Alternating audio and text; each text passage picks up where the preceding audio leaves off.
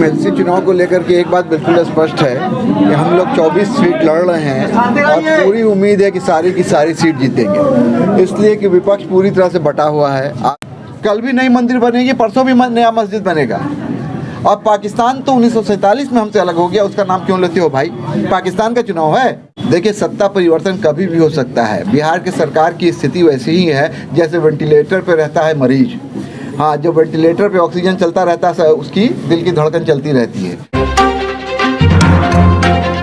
नमस्कार, आप देख रहे हैं AHO न्यूज़। मैं हूं आपके साथ आरिफ हयात। इस वक्त हम मौजूद हैं पूर्वी चंपारण के चिरैया राजद प्रखंड कार्यालय में।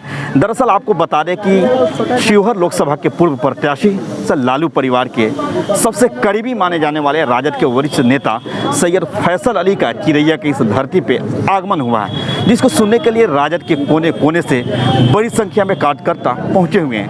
हमारे सहयोगी आपको एक एक करके पूरी तस्वीर को दिखाने की कोशिश कर रहे हैं। फैसल अली 2019 में शिवहर लोकसभा से राजद की तरफ से प्रत्याशी बनाए गए थे, लेकिन भले ही उनकी हार हो गई थी, लेकिन लालू परिवार के नज़दीक उनका कद काफ़ी बड़ा माना जाता है। लालू यादव को बिहार आने के बाद क्या रणनीति बनाई गई एमएलसी चुनाव को लेकर? देखिए, एमएलसी चुनाव को लेकर के एक बात बिल्कुल स्पष्ट है कि हम लोग 24 सीट लड़ रहे हैं और पूरी उम्मीद है कि सारी की सारी सीट जीतेंगे, इसलिए कि विपक्ष पूरी तरह से बटा हुआ है। आप देख रहे हैं कि दो जो उनके गठबंधन के सहयोगी हैं, उन दोनों का मुंह फुला हुआ है। ना साहनी जी को कोई सीट मिला, ना मांझी जी को मिला, तो वो नाराज चल रहे हैं। सर, आपने कहा कि एनडीए में टूट है, लेकिन महागठबंधन में भी तो टूट है। जो भी कांग्रेस के साथ गठबंधन था वो सेंटर में था और आज भी है, और जब आगे चुनाव आएगा तो फिर हम लोग एक साथ होंगे। हम लोगों का कोई भी इस पर सहमति नहीं थी, ना केंद्रीय स्तर पर ना राष्ट्रीय स्तर पे, कि निकाय चुनाव पे हम लोग साथ में मिलकर के चुनाव लड़ेंगे। तो क्या लगता है एमएलसी चुनाव में राजद को एक बड़ी कामयाबी मिल सकती है? मैं 100% इस बात को लेकर के आश्वस्त हूँ। मेरी बहुत देर तक बातचीत हुई पूर्वी चंपारण के हमारे जो अध्यक्ष हैं सुरेश यादव जी से, और इन्होंने भी हमको आश्वस्त किया है कि जो यहाँ के उम्मीदवार हैं बबलू देव जी, वो जीत रहे हैं। और मैं चूँकि पटना में था, कई जो ज़िला हैं वहाँ के जो कैंडिडेट थे उनसे भी बातचीत हुई, उस मंत्रणा में भी मैं शामिल रहा। तो मुझे बिल्कुल उम्मीद है कि इसमें नील बटा सन्नाटा हो जाएगी एनडीए।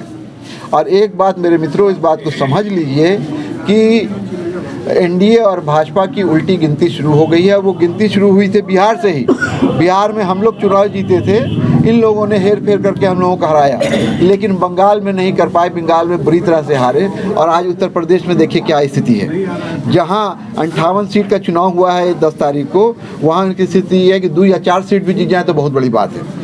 अपने अच्छे से प्रतिनिधि चुन के आए हैं और अब अपनी आवाज़ को और बुलंद करने के लिए अच्छा प्रतिनिधि चुनिए, ताकि वो जाके सदन में मुखिया की, समिति सदस्य की, नगर पार्षद की बात रख सके और सदन में मजबूती से रख सके। बबलू देव जी को टिकट मिला है, राष्ट्रीय जनता दल की ओर से उम्मीदवार बनाया गया है। उनका आप लोग समर्थन करके एकदम इधर उधर भ्रम में नहीं पड़िए कि ना ईहो हैं। कोई नहीं है। जिसके ऊपर माननीय लालू प्रसाद यादव जी का आशीर्वाद है, जिसके ऊपर माननीय तेजस्वी प्रसाद यादव जी का आशीर्वाद है और साथ है, वही हमारा उम्मीदवार है। जो पार्टी का उम्मीदवार, वो आपका उम्मीदवार। सर, ऐसा कहा जा रहा था राजद के कई दिग्गज नेता थे कि खरमास बाद बिहार में सत्ता परिवर्तन हो सकता है। खरमास में बीत चुका, लेकिन कुछ नहीं हो। क्या कहना चाहिए? देखिए, सत्ता परिवर्तन कभी भी हो सकता है। बिहार की सरकार की स्थिति वैसी ही है जैसे वेंटिलेटर पे रहता है मरीज।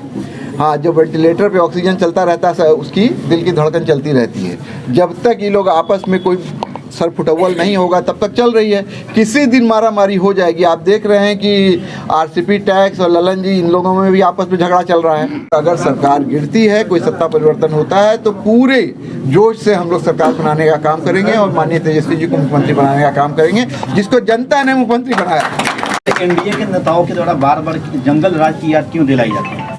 अरे, लालू जी की सत्ता थी, राबड़ी जी की सत्ता थी, उसमें क्या हुआ है वो समाज जानता है। समाज को जागरूक किया है। दबे पिछड़े दलितों को, जिनको आप साथ बैठने नहीं देते थे, उनको आवाज़ उठाने का अधिकार लालू प्रसाद यादव ने दिया है। भले स्वर्ग ना दे पाए हों, स्वर्ग जरूर दिया है लालू प्रसाद यादव। बहुत अच्छा बात राष्ट्रीय अध्यक्ष ने कहा था लालू जी ने कि बहुत लोगों को दिक्कत होती है, तवा पर रोटी एक तरफ से जल रहा था, हम रोटी पलट दिए हैं। तो जब पलट दिए हैं तो जो ऊपर वाला था वो नीचे आ गया है, तो उसको लगता है जंगल राज जंगल राज जंगल राज। अरे दलित अपनी बात करता है तो जंगल राज है, पिछड़ा अपनी बात करता है तो जंगल राज है, अकलियत अपनी बात करता है तो जंगल राज है। ये सिर्फ जंगल राज का भ्रम बना करके लोगों को डर बना करके भ्रमित करते हैं, इसलिए कि अपनी उपलब्धि दिखाने के लिए इनकी 5 बार मुख्यमंत्री बन गए, कुछ नहीं है। और ये जो डबल इंजन है, दोनों इंजन फेल है।